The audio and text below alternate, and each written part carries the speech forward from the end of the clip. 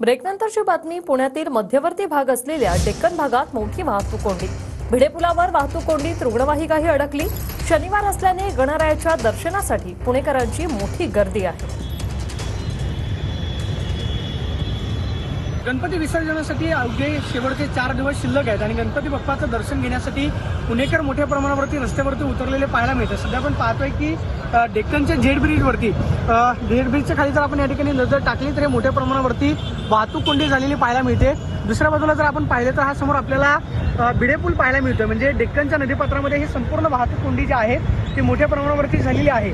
मोठ्या प्रमाणावरती पुणेकर जे आहेत ते खरं तर आज गणपती बाप्पाचं दर्शन घेण्यासाठी मोठ्या प्रमाणावरती बाहेर पडलेले पाहायला मिळतात. त्यामुळे मोठ्या प्रमाणावरती वाहतूक कोंडीचा सामना जो आहे तो पुणेकरांना या ठिकाणी करावा लागतोय.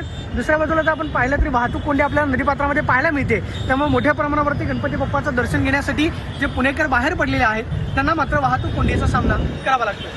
प्रदीप कापसे, टीव्ही 9 मराठी.